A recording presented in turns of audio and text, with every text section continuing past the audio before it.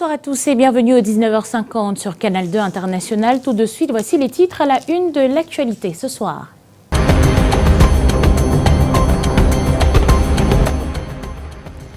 Attentat du 8 mars à Bamenda, 5 personnes aux arrêts après l'attaque survenue à la Commercial Avenue. L'explosion a fait un mort et une dizaine de blessés. Depuis dimanche dernier, c'est un vent de panique qui règne dans la capitale du Nord-Ouest. Sous leurs pieds, leur tombe, les populations du quartier Japoma à Douala voient le sol de la zone s'effriter. Depuis 2 ans, l'érosion du sol menace de créer une catastrophe. Des centaines de vies y sont en danger. CHAN 2020, le coup de sifflet de rappel à l'ordre de la CAF. L'instance vient de sommer le Cameroun de régler des impairs sur plusieurs aspects infrastructurels. À un mois du début de la compétition, faut-il s'inquiéter? Réponse dans ce journal.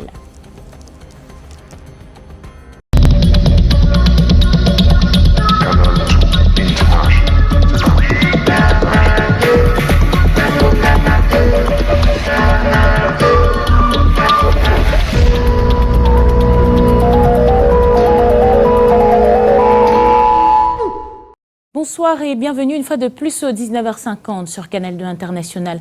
Nous le disions il y a quelques instants, un nouveau vent de panique à Bamenda. Nous vous parlions sur ces antennes même de cette explosion qui a fait un mort et des blessés graves le 8 mars, puis cette nuit de coups de feu lundi dernier. Un suspect a été interpellé. Il s'ajoute ainsi aux 5 autres personnes arrêtées après l'explosion meurtrière. Les détails dans ce récit que nous proposent Vanessa Melakamdem et Annie Collins. Déjà 5 interpellations dans la ville de Bamenda après l'explosion qui a fait un mort et des blessés graves à la place des fêtes du Commercial Avenue le 8 mars dernier. Déclaration faite par le gouverneur lors d'une nouvelle descente sur le site du drame. Les forces de défense nationale ont leur idée sur l'origine de l'explosion. On a environ 5 suspects qui ont été pris, qui sont en cours d'investigation. Je ne pourrais pas vous donner la quintessence des investigations qui sont en cours au risque de sacrifier les enquêteurs et les témoins. Mais nous sommes sur la bonne piste. C'était bien fermé, pas encore le cadenas sur la porte. C'était bien fermé. Oui, pas encore le cadenas sur la porte. C'est le monsieur-ci. C'est le monsieur là. Oui, il a dû accepter que les gens donnent ça dans sa boutique. Soit par complicité, soit par peur. Soit par complicité, soit par peur. Autre piste de lutte contre le terrorisme explorée par les autorités de Bamenda, la distribution de tracts invitant les populations à ignorer les mots d'ordre de ville morte. Cela se fait dans le cadre de la marche sportive initiée par le général de brigade, commandant de la 5e région interarmée. Tous les délégués régionaux y participent pour montrer la détermination de l'État camerounais à rester debout face à la menace. Et nous sommes aujourd'hui ensemble pour envoyer un message fort aux populations du Nord-Ouest. Nous l'avions déjà dit il y a 3 semaines de cela. Nous le réitérons ici, trop c'est trop. Nous devons tous mettre fin aux villes mortes dans la région du Nord-Ouest et dans la ville de Bamenda. Les séparatistes, également déterminés à imposer leurs lois, ont tenté de perturber la marche par des coups de feu. L'intervention immédiate des forces de défense a abouti à l'interpellation d'un suspect. Et c'est un autre type de danger qui plane cette fois-ci sur les populations du quartier Japoma à Douala 3e qui sont habitées par la peur depuis près de 2 ans maintenant. À l'origine, un affaissement de terrain de plus en plus grandissant qui crée la psychose. Il y a 6 mois, nos reporters s'étaient rendus sur le terrain pour constater le mal. Cet après-midi, encore une équipe de Canal 2 s'est une nouvelle fois rendue sur ce site et le constat est encore plus alarmant. Junior Ossin, Stéphane Binac. Une route accidentogène nous conduit vers ce qui est aujourd'hui considéré par les populations de Japoma au lieu dit Ebonge City dans l'arrondissement de Douala 3e comme une tombe ouverte. Que voici un ravin de plus de 13 mètres de profondeur qui s'étend sur 100 mètres de longueur et sur 40 mètres de largeur par endroit. Les premières victimes sont connues. Moi et mon mari, on s'est retrouvés là-bas dans le ravin. Donc c'était grave. La terre est descendue en bas avec nous. Ça veut dire que même la terre allait même nous avaler. C'était une route de 15 mètres. 2 ans plus tard, l'effondrement est spectaculaire à l'origine une érosion provoquée par l'homme. Donc après les travaux de génie militaire qu'on fait par le comité urbain, apparemment l'étude n'avait pas été faite pour que ces eaux soient drainées jusqu'en bas. Donc elles ont été laissées depuis le haut et elles ont fait le chemin elles seules. La situation est alarmante. De nombreuses habitations sont suspendues dans le vide. Des ravins se multiplient de part et d'autre dans le quartier et des habitants qui n'attendent que le jour fatidique. Nous n'attendons pas que ça se passe comme Gouaché pour pleurer vraiment les morts. Il faut anticiper. Si on arrange pas cette fois-ci, il y aura tellement de dégâts. Tellement de dégâts.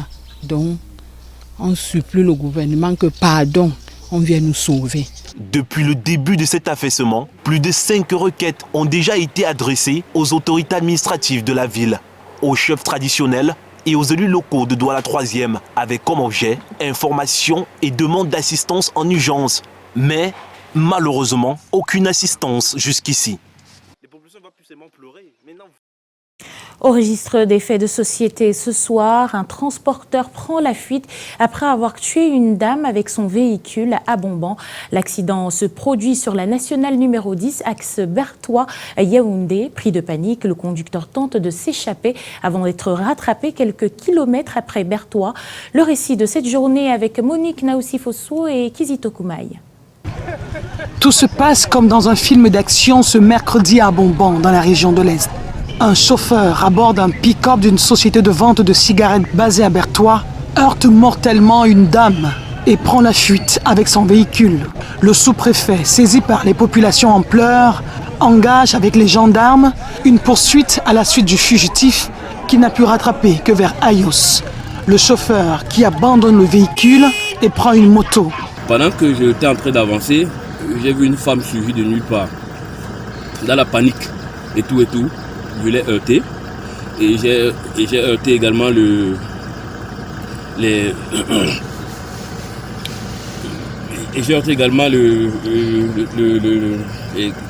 trucs de la route là, les pare-fous de la route là. Et pris de panique, je suis parti et j'ai emprunté une moto où je lui demandais de me laisser dans un carrefour afin que je puisse informer ma hiérarchie. Les populations et la famille de la victime ont reçu les condoléances de l'autorité qui appelle au calme et à la retenue. Et il est de mon devoir de sensibiliser la famille à se calmer pour qu'on essaie de regarder comment engager une procédure en bonne et due forme. Pour cette raison, il est question d'éviter la violence, toute forme de violence déjà, et ce qui a été conseillé par monsieur le procureur de la République. Le chauffeur attrapé échappe à la vindicte populaire après avoir reçu des assurances qu'une enquête est ouverte à la brigade routière sous la supervision du procureur de la République. Nous avons donc été saisis cela, nous sommes rendus sur place et demandé aux populations de transporter, n'est-ce pas, l'accidenté à l'hôpital du district d'Abomban. Ce qui a été fait derrière nous et nous avons donc engagé une course-poursuite, n'est-ce pas, sur la nationale numéro 10 en allant vers Yaoundé en essayant, n'est-ce pas, d'informer toutes nos unités qui sont placées tout le long du corridor. Les populations retournent chez elles et n'attendent plus que justice soit rendue. Autre décès, autre circonstance, allons à Mekalat-Biyang. C'est la 3e découverte macabre en quelque temps en forêt dans ce village de l'arrondissement des Bolova 2. Cette fois-ci, le corps sans vie d'une dame non identifiée, la soixantaine environ, a été découvert et arraché aux bestioles par les autorités. Ce matin, dans une clairière de la forêt à environ 9 km des Bolova. Ambroise Foguet pour les détails. Encore une découverte macabre en forêt dans le village Mekalat-Biyang. C'était hier soir. On a découvert le corps, il était 16 heures passées. Alertés ne disposant pas d'équipement pour intervenir nuitamment, c'est finalement ce matin que, guidés par des villageois sur près de 3 km, des autorités ont constaté un corps sans vie dans la clairière d'un champ. La défunte est inconnue des populations du village. Le corps actuellement est non identifié et nous ne pouvons pas déterminer avec exactitude à l'heure qu'il est les causes de décès de cette dernière. Un substitut du procureur de la République, un médecin légiste, le commandant de brigade de Bolova 2e et des agents de la mairie ont bravé les pistes de chasse de la colline du village pour trouver un corps sans vie de femme servant de repas matinal aux fourmis. Le corps est déjà quand même en état de putréfaction, donc on est déjà dans la fourchette 24-48 heures du décès. parce qu'elle avait toutes ses capacités mentales. Donc c'est ça les premières impressions déjà. Paul Loupa, cet autre Maccabée. La troisième découverte fait mauvaise publicité au village, d'où la répugnance de son chef. Ça devient un sujet à préoccupation parce que c'est toujours dans ce bosquet qu'on fait des découvertes macabres. Tout en disant merci au maire nouvellement élu de Bolova 2e qui a donné son véhicule personnel et toute une équipe pour transporter le corps à la morgue, le village Makalabiyang ne rêve que d'une seule chose. Nous applaudirions mieux si vraiment cette route était ouverte. Quoique la solution idoine serait d'ouvrir la route qui relie, le petit secteur qui relie Makalabiyang à Mabaye. Ici, en tout cas, comme le disait Thierry Benstingel, entre le mot et la mort, juste un air de différence, celui qu'il faut pour respirer. Pour la suite de l'actualité, rendons-nous tout de suite dans la capitale, à Yaoundé, retrouver Alain Ghislain Kanga. Alain, bonsoir à vous. Moukouri, bonsoir à tous. On parle des législatives partielles. Dans 11 jours, le scrutin dans 11 circonscriptions électorales du Nord-Ouest et du Sud-Ouest. Le Rassemblement démocratique du peuple camerounais dit vouloir tout mettre en œuvre pour glaner le maximum de sièges sur les 13 à conquérir. Le RDPC veut aussi compter sur des mesures sécuritaires particulières pour un déroulement du vote dans la tranquillité et la transparence. Je vous propose d'écouter le secrétaire général adjoint du comité central du RDPC, Grégoire Ouna, au micro de Brand Kamga et Lung Vandor.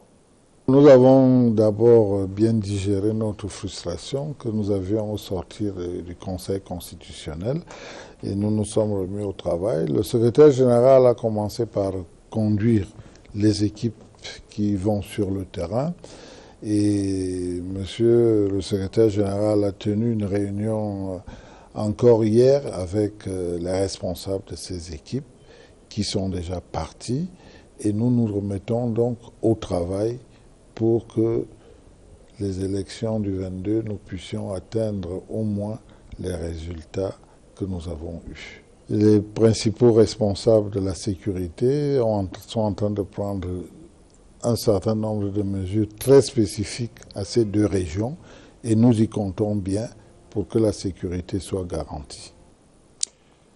Parlons de santé à présent. Les États-Unis d'Amérique aux côtés du Cameroun pour lutter contre le coronavirus. Le pays de Donald Trump apporte un appui technique et financier d'une enveloppe de 120 000 $, soit environ 71 millions de francs CFA. Une aide qui vient s'ajouter aux nombreuses dispositions mises en place par les pouvoirs publics pour renforcer le dispositif sécuritaire de notre pays. Karel Mezatatua nous en dit plus. À côté de la batterie de mesures mises en place par le gouvernement pour tordre le cou à cette épidémie, les États-Unis d'Amérique soutiennent le système de sécurité sanitaire tel que précisé dans ce communiqué de presse de l'ambassade de ce pays frère et ami, signé le 10 mars 2020, lequel précise que le Centre américain de contrôle et de prévention des maladies est présent au Cameroun et travaille en collaboration avec le ministère de la Santé publique dans le cadre de la riposte de l'épidémie de coronavirus et la prévention de sa propagation dans le pays, tel qu'ici mentionné. Une contribution récente de 120 000 $, soit près de 71 millions de nos francs, et d'appui technique en cours en vue d'endiguer le coronavirus, s'ajoute aux 45 millions de $ d'aide investie au Cameroun depuis 2014. Le communiqué précise également que cet appui vise à renforcer les capacités du secteur santé, à prévenir, détecter et répondre aux épidémies. Le Centre des opérations d'urgence de santé publique, mis en place avec le soutien des États-Unis d'Amérique, est également impliqué dans la gestion de la riposte. Autant d'informations que l'on retrouve dans ce document qui revient en outre sur des conseils pratiques pour se mettre à l'abri. Notamment, éviter d'être proche, à moins de 2 mètres des personnes qui semblent malades, éviter de toucher vos yeux, votre nez et votre bouche, nettoyer et désinfecter régulièrement les objets de surface que vous touchez et se laver régulièrement les mains avec du savon et de l'eau pendant au moins 20 secondes ou utiliser un liquide désinfectant à base d'alcool. Et parmi les mesures prises pour mettre le Cameroun à l'abri du coronavirus, virus, le contrôle dans les ports et les aéroports. Ce contrôle concerne aussi bien les hommes que les biens et donc l'importation dans le secteur du commerce. Ce jour, les directeurs généraux de ports, de la douane, les plus responsables des administrations impliquées dans les importations des importateurs et exportateurs étaient réunis autour du ministre du Commerce pour s'assurer que les mesures de contrôle aux frontières pour enrayer le coronavirus ne va pas causer la spéculation sur certains produits de masse. La psychose du coronavirus affecte-t-elle les marchés camerounais? Pour le moment, au terme de cette concertation tenue à son département ministériel, le ministre du Commerce a fait le point au micro de Bertrand Tiassé. Je dis à l'intention des consommateurs, en ce qui concerne la disponibilité des produits, quels qu'ils soient, en tout cas produits alimentaires, produits de grande consommation, nous avons des stocks de 4 mois, stock constant. Évidemment, la politique d'approvisionnement se poursuit en tenant compte des risques sanitaires liés au virus qui a cours. Mais toutes les dispositions ont été prises pour que nous soyons à l'abri, 1, des pénuries, 2, des spéculations qui pourraient découler de la pénurie, spéculation sur les prix, mais également, enfin, des risques sur la qualité sanitaire des aliments. Dans l'actualité également, de nouvelles dispositions pour la subvention des artistes. Les musées nationaux et autres structures du ministère des Arts et de la Culture doivent désormais faire des recettes pour financer le compte d'affectation spéciale. Ces nouvelles mesures, prévues par la loi du 18 juillet 2018, viennent d'être présentées à Yaoundé. Delphine Fonkotene et Serge Alain Zibou pour les détails. Le ministère des Arts et de la Culture appelé désormais à produire de l'argent pour approvisionner son compte d'affectation spéciale pour le soutien à la politique culturelle. Cette nouvelle disposition obéit à la loi du 11 juillet 2018 portant régime financier de l'État.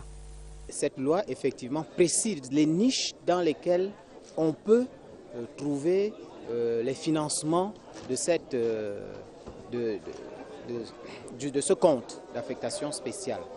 Dans le cas aussi, par exemple, des artistes en détresse, le ministère a prévu un certain nombre de dispositions ponctuelles pour aider, par exemple, les artistes en détresse, malades, graves, ou alors des familles des artistes qui sont décédés. La nouvelle nomenclature de ce compte d'affectation spéciale et l'intervention d'urgence sont présentées le temps de cette réunion au Musée national. Une occasion pour le patron des Arts et de la Culture d'appeler une fois encore artistes et hommes de culture à se regrouper. Pour qu'ils puissent joindre le mouvement de restructuration, par exemple la création en vue des fédérations, où des dispositions précises plus solides pourront être prises dans le cadre, par exemple, de créer des mutuelles qui peuvent de manière permanente porter assistance aux artistes. S'agissant justement des artistes, la famille de Ntumba Mika reçoit ici le réconfort du gouvernement camerounais. Pierre Ismaël Bidonquad remet une deuxième enveloppe pour assister Maman Guéa qui vient d'être amputée de ses 2 jambes. Et la suite de ce journal, c'est à Douala avec vous, Aimé Catherine Moukouri. Bonsoir.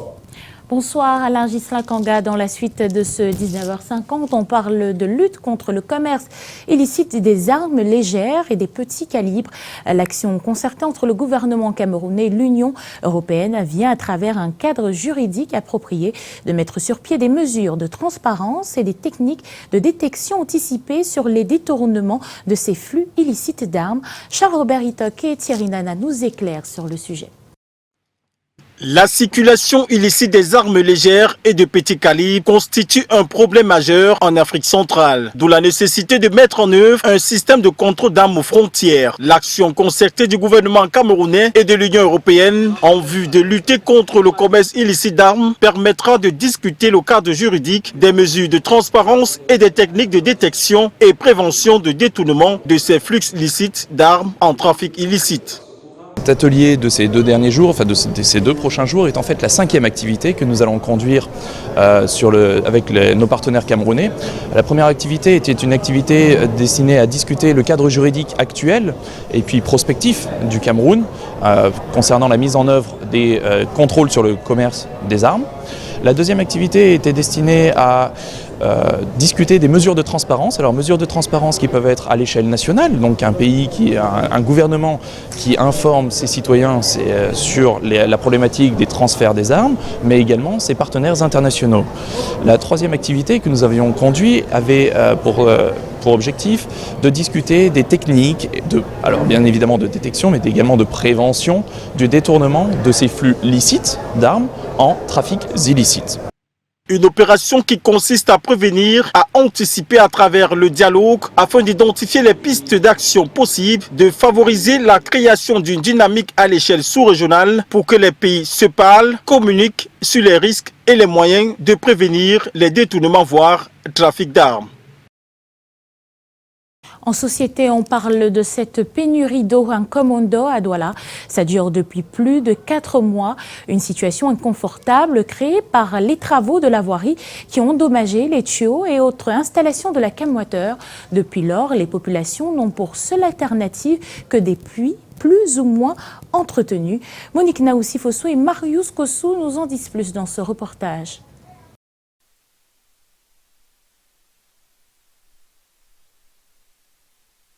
Pas l'ombre d'une goutte d'eau sortie du robinet de Marc Ngotombon.